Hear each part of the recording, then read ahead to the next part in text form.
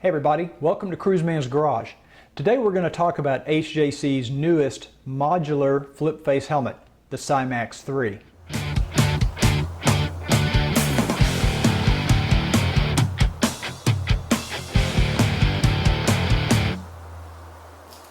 Now I got my Symax III about 3 weeks ago, and I wanted to wait until I had a little bit of time to use the helmet in a variety of riding conditions before I actually did a review of it.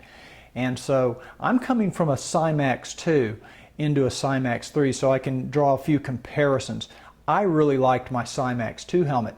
So what's different about the Symax III? Well, you notice a lot of similarities. First of all, it's got, a flip face design, a modular design, and the whole front of the helmet will flip up. With one hand you can release the little chin bar, and it's a much better mechanism than on the Symax II. Much smoother, has a much more quality feel, just much cleaner and crisp. When it closes, you know it's closed, you know it's latched. I had problems with the Symax II. Sometimes it got very difficult to open and very difficult to close.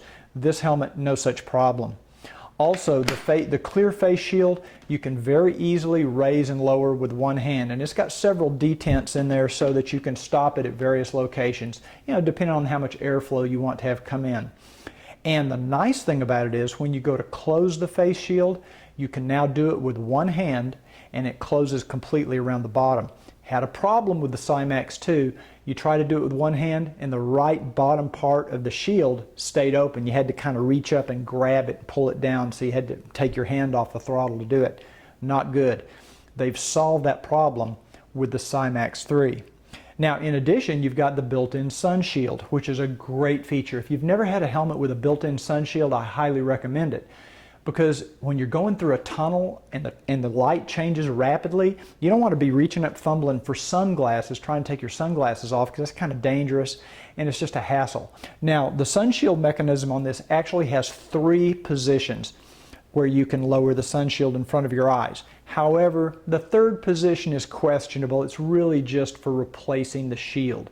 So in reality, you've got 2 positions. Now, there is some ventilation in the helmet.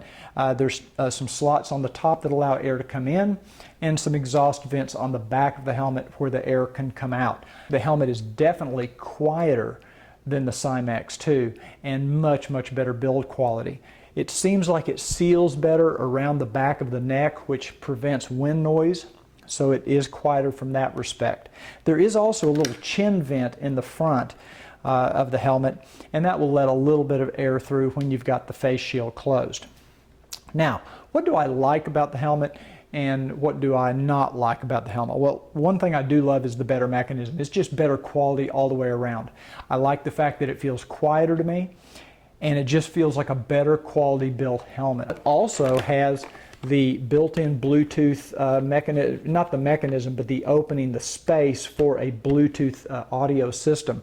And there's several aftermarket companies that make sound systems designed just for this helmet. Now you'll notice on mine, I've been able to rig up my J&M, my old Elite 629, and it works just fine. What do I not like about the helmet? Well, very little, but there's a few things. The mechanism for the sunshade just doesn't seem to feel as good or quality as it did on the Symax II. It's just a little, I don't know, it just doesn't feel quite as well made.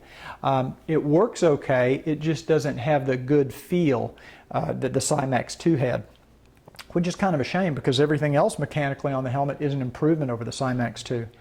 The other thing I don't like is I don't like the chin strap release. It has the old double D ring design, so you have to take your gloves off every time you take your helmet off or put your helmet on. It'd be nice to have a one-handed quick release mechanism for that chin strap, so I'll probably get an aftermarket solution for that. If you're looking for a really good solid helmet, DOT approved, a good value, check out the HJC Symax III helmet. I think you'll be happy with it.